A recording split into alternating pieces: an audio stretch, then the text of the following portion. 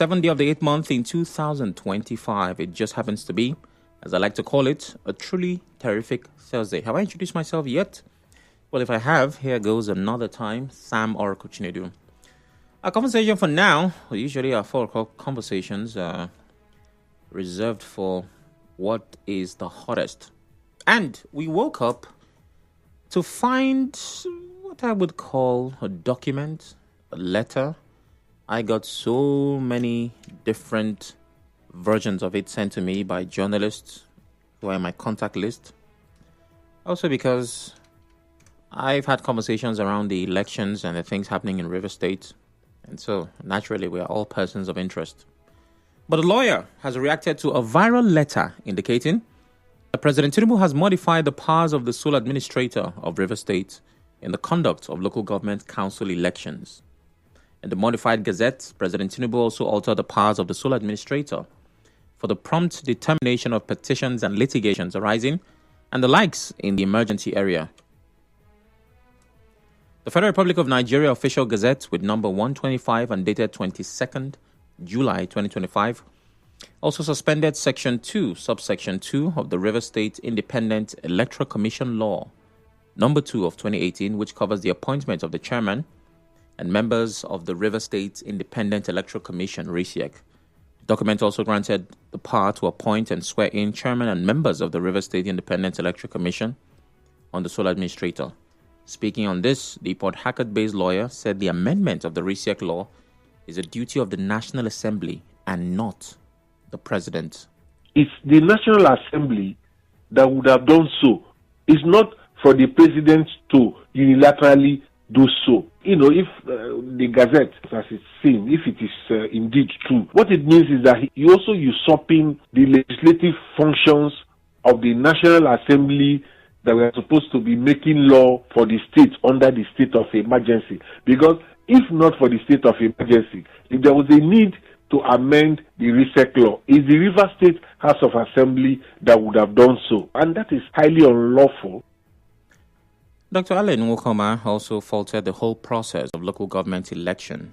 I think that the president will be acting beyond his powers to amend a law made by a legislative body, that is the River State House of Assembly. Ordinarily, it is the National Assembly that will be making laws. If there was any need to amend any section of the RSIEC law, so how would the president now amend Section 2 sub 2 of the RSIEC law? You know, the whole process of these local government elections in River State appears highly state-managed. I remember that before now, the conversation was about the legality of the forthcoming election. Some groups have even claimed that they were going to boycott it. The secretary of the Inter-Party Advisory Council in River State, Benjamin Obobula, says political party chairmen in the state are still consulting with their national leadership over a directive to boycott the August 30 local government election. His comment follows a directive reportedly issued by IPAC's national leadership asking political parties in the state not to participate in the forthcoming election. Today, all the state chairmen just met. So we have called our national to know the position, but we are still consulting. Even if there are national chairmen that gather, we too we have input to put in place. So we are meeting and we are going to come up with a decision. We are still consulting from both sides, especially our national. Ordinarily, they are supposed to copy us, but within season, that there are other parties. We will come up with our discussion openly to the press today. Political analyst and lawyer Mr. Libros Oshoma joined in questioning the legality of the River State Sole Administrator, retired Vice Admiral Ibokete Ibas, overseeing the conduct of local government elections in the state. The issue should be the powers of the administrator to conduct local government elections. As of Section 11, it is the National Assembly that should be making laws for the state. So by that effect, if a state electoral body is appointed, that state electoral body ought to take instruction in compliance with the local government administration laws of the state made by the State House of Assembly. So to that extent, in the absence of a State House of Assembly for the interim, there can be no conduct of election to fill the office of local government administration. Through every phase of this drama series, the question changes from will there be local government elections to does the sole administrator have the power to dissolve board members of RSIEC to does he have the power to conduct the elections? And now that it seems like there's a document that claims that the president has given him that power, does the president have the power to give him the power? And if something else changes, once again, questions. Well, we'll keep asking. That's what we do.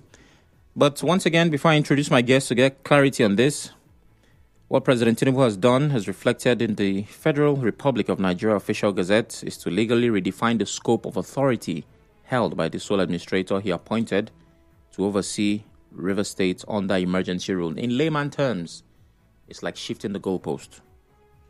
My guest is a legal practitioner and an analyst. His chief Festus Oguche. And of course, I always run to him when the law seems a bit controversial. Good day, sir. Yeah, thanks, Oracle. Thanks for inviting me. It's always a pleasure. Thank you very much. And I'm sorry that I always invite you when there's trouble, but yes, it seems to be a good thing. So, the most obvious question is, from a constitutional standpoint, does the president have the authority to suspend sections of a state law, like the RSIEC law, via a gazette? I'll first of all start by saying that I was actually jolted by the news, even though it hasn't been confirmed in terms of authenticity. So it's still something within the grapevine, because we expect officials of government to speak to that letter, to speak to that document, so that we know what the president has done. They'll be quiet though, but the thing has the insignia of the Gazette of the Federal Republic of Nigeria. Yeah. So we assume that probably it is correct, or maybe they are tinkering with its effect, because there's been a groundswell of disapproval to that document, and probably they want to get more into it to see whether they can make some adjustments. But I think it's something totally, completely misnomer to conceive that the President of the Federal Republic of Nigeria will go into amending unilaterally the provisions of his state law. I don't see any circumstance or any situation under the Constitution or under any law that can be made possible. And because those laws that were made by the House of Assembly under a constitutional framework in a democracy, the democratic system. And those laws were made under the Constitution.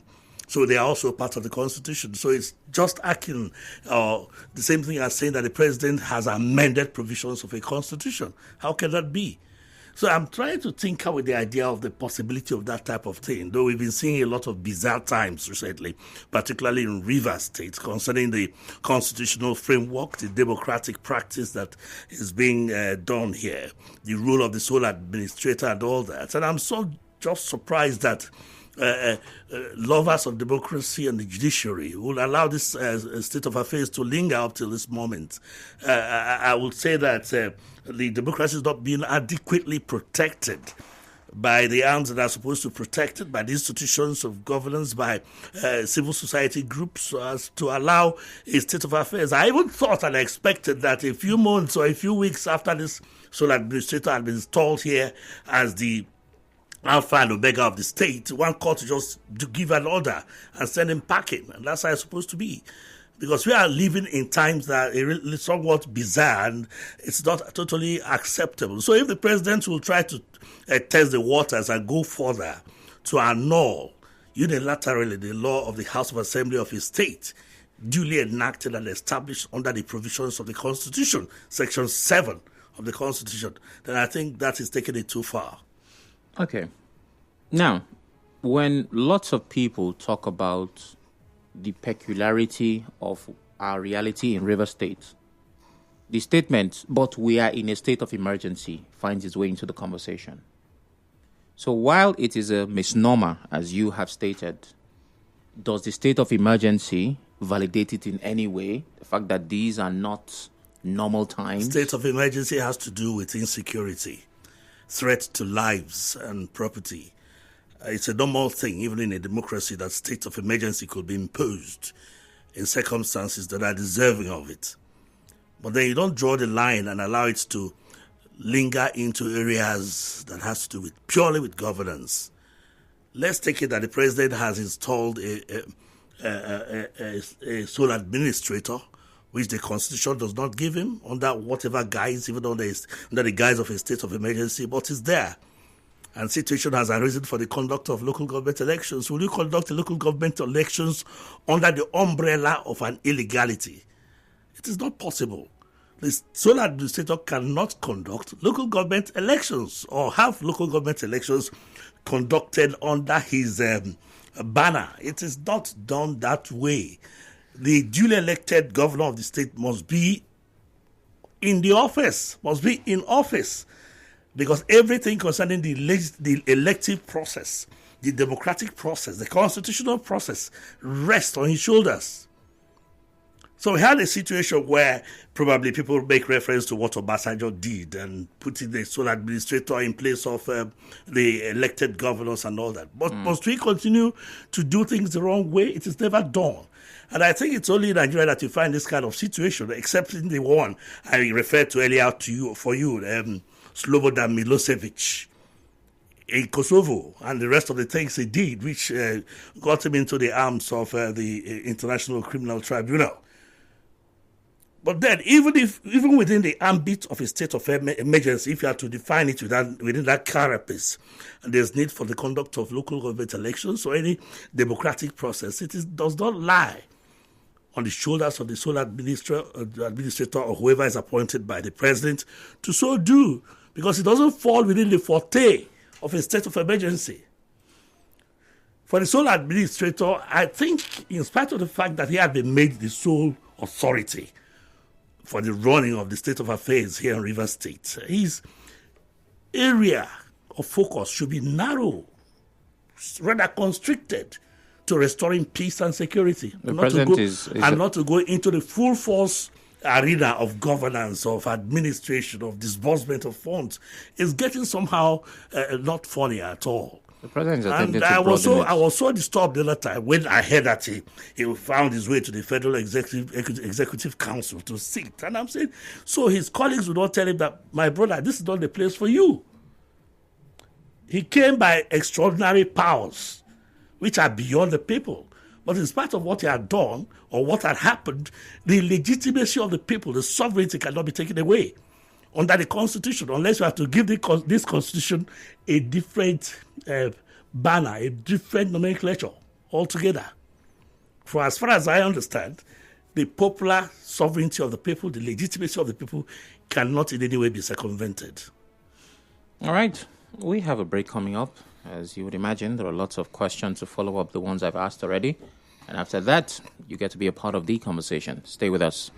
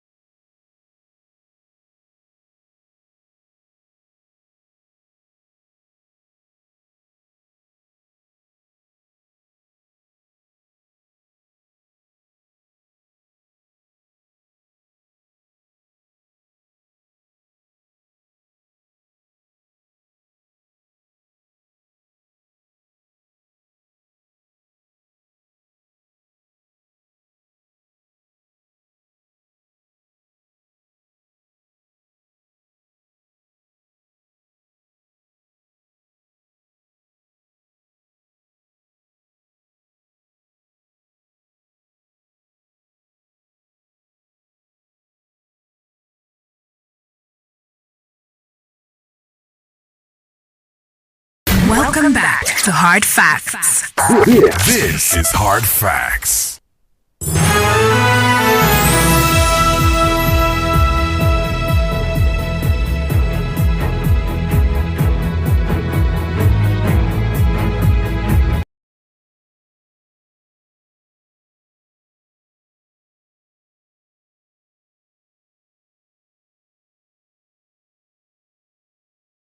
Welcome back. It still is Hard Facts 92.3 Nigeria Info. Sam Orko Chinedu here. If you are not aware, there is a letter that has made its way into social media. It looks and seems legit, and what that letter suggests is that the president has modified the powers of the sole administrator of Rivers State in the conduct of local council elections. In the modified gazette, President Tinubu also altered the powers of the sole administrator for the prompt determination of petitions and litigations arising and the likes in the emergency area. My guest is Chief Festus Oguche. He's a legal practitioner and analyst, and we're doing the most we can to make sense of it. You're welcome once again, Chief. Thank you. Okay. Thank you.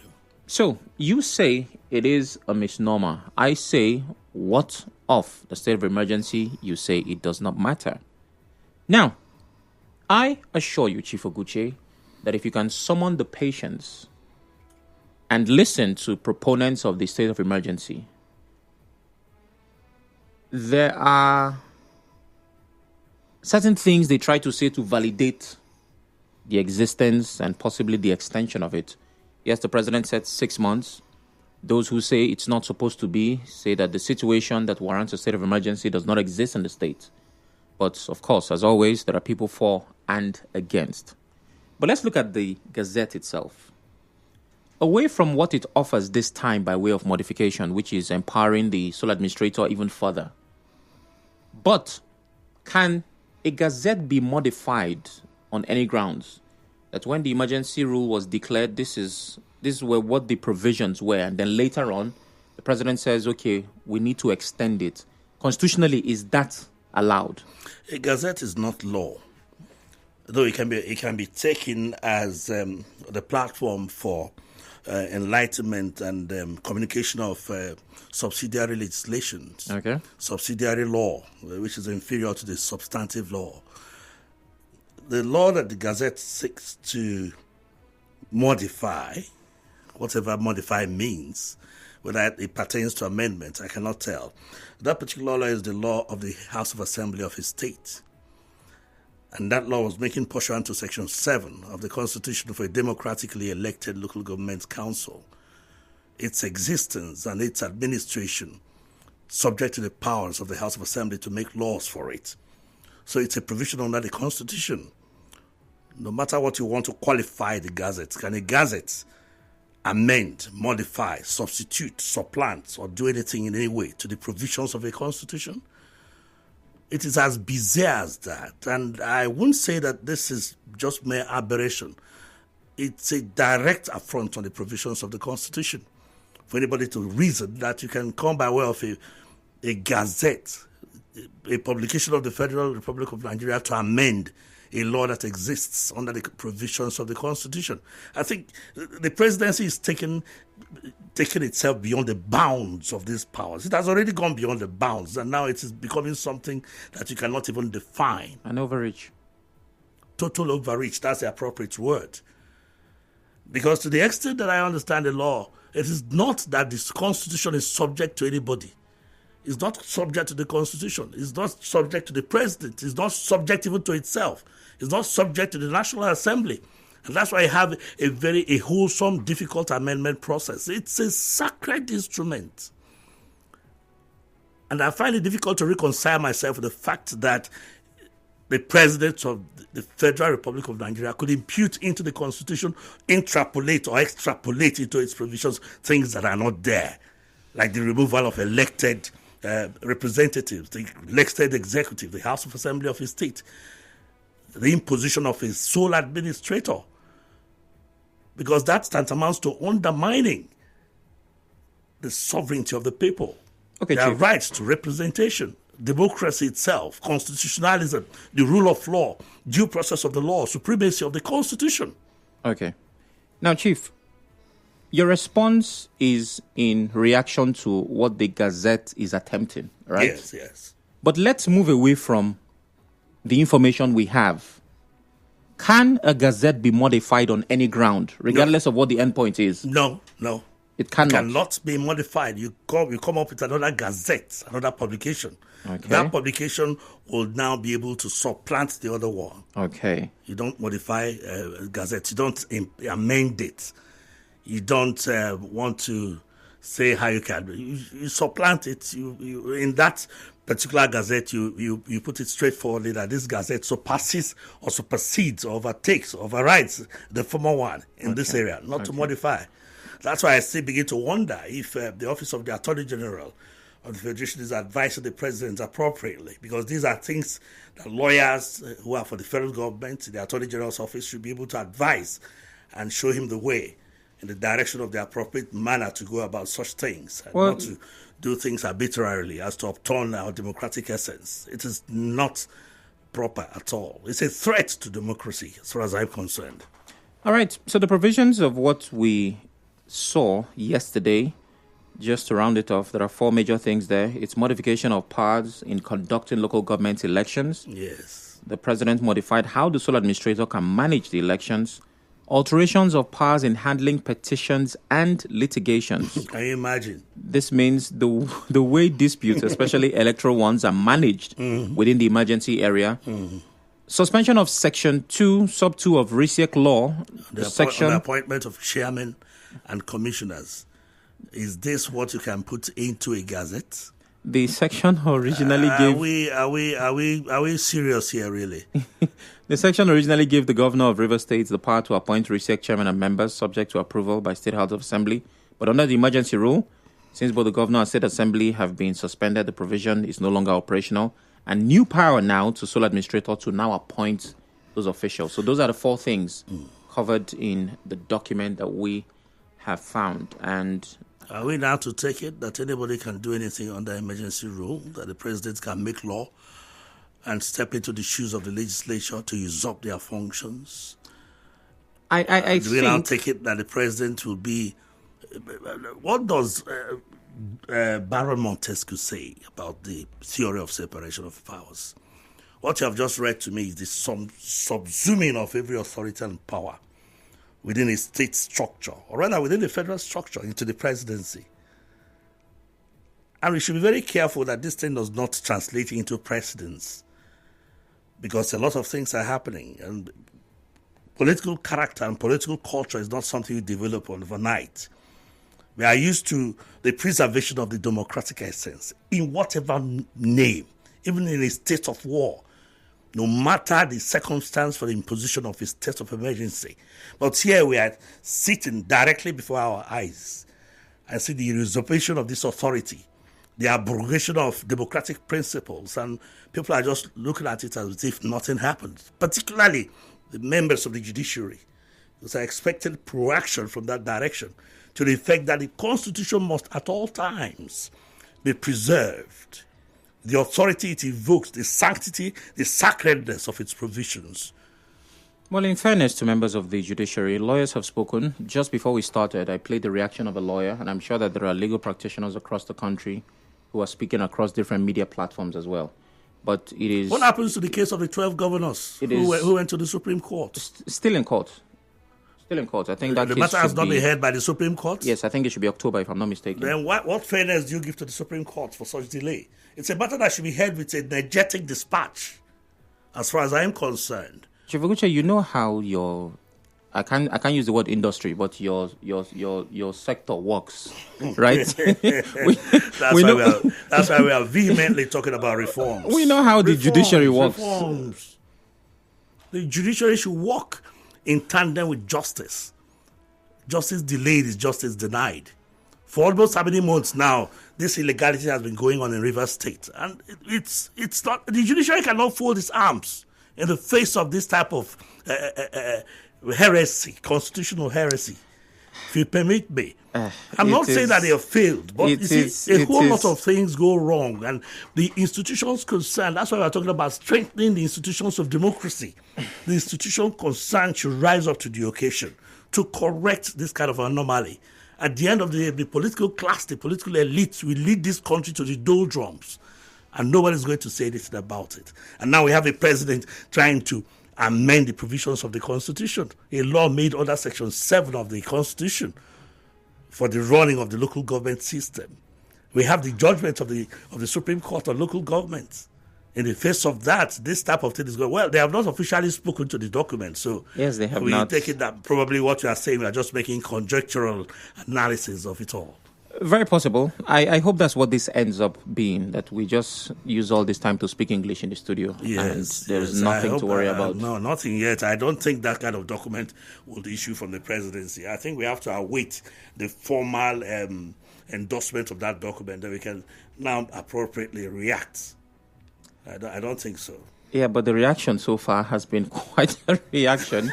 There are many ways to look at this. And when you spoke about precedents as well, because like legacy, it outlives the action. Yes, exactly. Right? Yeah. Sure. That's exactly what it is. Sure. It outlives the action, meaning that decades from now, somebody will look at this time and use this as an example, just like they are doing with Obasanjo. Obasanjo, yes. Plateau State and this other state. And all it reminds me of is a quote. I can't remember who said it, but I know that I use it, that nobody is completely useless. You can also be used as a bad example. As a bad example. for future exploitation. Exactly. So regardless, nobody is useless. But I'd like to hear from you now, because it seems where all of this is going is the legitimacy of the upcoming local government election. Yes. That is where it seems like this is going. Now, my question to you is, how does this development, if confirmed, affect the credibility and legality of the upcoming local government election? And what role would you play in the grand scheme of things? Will that maybe make you want to be a part of the exercise or stay very far away from it? 0817-923-0002, 0817-923-0003. WhatsApp is 080-903-06416. We're live on Facebook, Twitter, YouTube at Nigeria Info PH. You can watch, listen, and engage. Now, I have to say, even though we're still waiting, there are lots of sources that I would not want to quote, but some people have said that this is legit. So let's just keep waiting. That's all I'll say. Let's keep waiting. God's power would be my first call, which I'll be taking in a matter of moments. Stanley says, Sam, their supporters will soon call and tell the desperate measures that has always been their defense. That's from Stanley on Facebook. George Victor says, thank you, sir. But I know even if this will not get to the president, I'm saying thank you because we're self-aware. But I know one day Nigerians will be ready to take the bull by the horn. George Victor on Facebook says, God's power from Rumudara. Hello, God's power. Good evening. Good evening, my brother, Sam. Good evening. Yes, I want to greet your guest in the studio. Yes, thank you very much. My name is Ayeba Godspara. All right. Sam, I heard your guest saying that Gazette cannot be modified. I'm not a lawyer, but I want to strongly disagree with him. Okay. That Gazette can be modified. All right. Errors in Gazette can be corrected and published for public use. Then for him to say that a Gazette is not a law, yes, but even though the Gazette is not a law, it's a legal document. Is he saying that because it is not a law, the president has no right to modify, or the Gazette should have no binding effect on what it is meant for? Thank you very much. So, Gospel, hold on. He's going to respond to you. But before he does, now he gave that answer from his legal experience and he was quoting from something. So when you say a Gazette can be modified, what are you quoting from so that I can balance it? Good. Sam, we are Nigerians and we are used to No. system. God's power, wait. Let me explain that.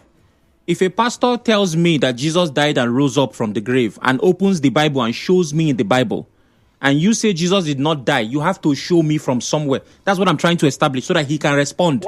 What I'm saying with authority is that a gazette can be modified. Okay, fine. What authority? That's all I need from you. What? It is an official document and it can be modified. Okay. That's what I'm saying. Okay. Effectively. Over to you, Chief Oguche. All right. Well, he qualified it. He said that errors. There's nothing that cannot be corrected for errors, even judgments of courts. You can have a judgment of the Supreme Court and you go back to the Supreme Court to have the errors corrected. The law allows that. If there are typographical errors, grammatical errors that need to be, gaps that need to be filled. But if you have made publication on something, you cannot go to modify it by adding or subtracting on the provisions of a gazette. It is not directly law, but it can be put into evidence to show a particular state of affairs, to support a given circumstance which has been defined by it. So it is not correct that you can go into the provisions of a gazette and amend and do this and turn it upside down and do it in any way. There's this other second issue he raised, if you can remind me, about gazettes. Yes, said he was reacting to you saying that it is not law, but it's a legal document, I think he said. There's another one. Apart from correcting the errors and amending any typographical, grammatical, anything that does not put it into sync or does not convey the message of the gazette. There's another issue he raised, second one. But I'll tell you that you cannot just wake up and begin to make modifications in the gazette. But then the substance of my submissions, my argument, is essentially that can a gazette amend the Constitution? Okay. Can this gazette modify the provisions of law? Is it a gazette that is coming under the Constitution that you can say it is made pursuant to the provisions of the Constitution? And you can rank it or give it, put it at the same parity as the Constitution. Okay, so I'll get the second thing he said so that you can respond to that. Braid from Omerilu. Good evening. Yes, good evening. Good evening. Yes, Chief, good evening. Good evening. Yes, good evening. My take on this modification. Can the National Assembly modify by raising hand or saying nay concerning the affirmation of the administrator of Rivers State and the emergency rule in Rivers State? And also, why does it take the court time to discharge the Rivers State state of emergency rule concerning the court and the litigation? And also, can the modification also be amended by the President or the National Assembly?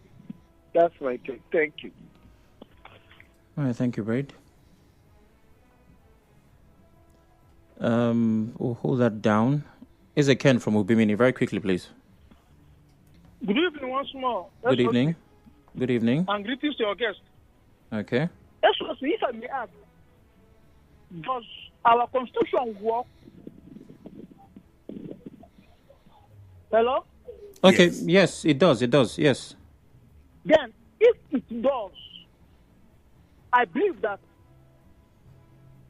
since the political crisis back and forth in Rivers State, the whole legal practitioners had turned our constitution from the first page and the last page, putting every sections and chapters all against the illegality in Rivers State. But since the president and his cohort are giving the agitation of the legal body a deaf ear, Mr. SOC, I am advising every organization, every group, every individual that are agitating for whatever political thing that is happening in River State to keep calm, let them do their wish, then after them, they can go to court to see if what the Mr. President was doing or had done in River State is right, to stop hitting the polity in River State politics. We are talking about how to reinstate the governor and take a bow. Thank you very much. Thank you, Ezekiel. Some greetings once again. Is Mr. President a lawmaker? That's from Thank God Ability on WhatsApp. Sam, there is nothing illegal with impunity we have not seen under this government, especially by the president, down to Nigeria and her citizens. Supreme Court have not, in emergency, given judgment on the case on her table. I told you it's a bone on their throat. Spill it, no way. Swallow it, no way. We are watching. Emidim from Port Harcourt says. Greetings, Oracle. The last media chat the FCT minister had, a doctor of law, a lawyer, and a life bencher. What did he say about this? Said the president was right, isn't it? To carve out a state law and the FCT minister legalized it. We really joke a lot in the country. These are the standards they are setting and the precedents they are laying for we, the younger ones, coming up. When it happens, they will say, go to court. The judiciary most times disgrace me. Strong men, weak institutions. The globe is watching. We're down to final minutes. Sam, how can the president amend the constitution when there's an ad hoc committee overseeing the affairs of River State at National Assembly? Whenever I remember who's misleading the president in this manner, I will always be grateful to Tambu and Co. for stopping the presidential bid of somebody in 2023. They saved the country from anti-democratic forces that would have ruined the country tyrannically. Oguche Justice says. I'll take one more call and we wrap up. Hello, good evening. Yeah, good evening, Sam. My name is Jude Ubani. I'm calling from Amuma. All right, Jude, go ahead, please. If the president has the power to suspend the Constitution and amend it when he wants, why are we going about calling for constitutional amendment and National Assembly moving from one state to the other? They would have given the president the Constitution to amend, rewrite, and then hand over to us. Since the President Tinubu, thinks that absolute power belongs to him. Power belongs to the people. And that's why they're going about step by step, getting the input of the people. If we can do it, I tell you what, he has better watched it. He's pushing the people too hard. And the elongation in people has a limit. It can either bend or break. Look at what is happening in River State. The president thinks he has absolute power to amend the Constitution just to capture or conquer River State. And that's what he's doing. No, if he captures River State, I don't know what to say there, but it will be too hard. Let him have a rethink. Power belongs to the people. He cannot amend the Constitution. You literally amend the Constitution by himself. Suspend it, amend it. Tinubu, you don't have that power. Absolute power belongs to the people. I quit here. Okay. Thank you very much. Time would never be enough for these kinds of conversations. I think there are some things that we've not attended to yet. But down to final seconds. The elections are still coming on the 30th of this month. It doesn't seem anything has changed yet. And with every passing day, there's something new. But we're slowly getting to that point. What are your final words on this particular issue, Chief Oguche? Well, that the powers that be should consider the long-term implications of whatever action they are taking on this election, particularly on the power of the sole administrator to appoint the chairman and members of the Rivers State Independent Electoral Commission. I've never seen anything as I don't know how to describe it, but it's rather bizarre. Then also we have to look at the legitimacy of the elections, because the aftermath of the election is very important. If it's not an election that is conducted under Section 7 of the Constitution, then of course it's a farce, it's a sham. Some groups are approaching the courts already. Okay. Then we look at the potential consequences of that kind of sham, if you call it a sham, at the end, because this government is not going to remain forever. and they have to put into consideration, because I begin to have sympathy with lawyers, people who are studying law in universities, who are experiencing this happen, because I'm sure that what they are seeing in the law books is totally different from what is playing out here under our constitutional framework. From the case studies. And that's why some of us we have a problem with this presidential system of government. You see what Trump is doing in America. It panders to certain interests that you can say are tyrannical. Then you look at the extent to which that the proposed election, I call it proposed election if you permit me, would preserve the will of the people. Because it undermines that will, which is very, very bad. Anything that undermines the will of the people in any democratic process is a farce. And these are the things that should be put in together, because you could have the power today, you could have this to do anything at your will, but the long-term implications of its consequences will be a nightmare that will begin to haunt all of us all across the place, whether you're from Rivers State or you're from Kusokoto or from Borno or from whichever state. All right. Well, thank you very much, Chief Oguche. It's always wonderful doing this with you. We appreciate your time. And as always, I'm sure there will be problems that will bring you here again. Thank you very much. This is as far as we can go on this part of the show. The news update comes up at 5. After that, we talk health. Stay with us.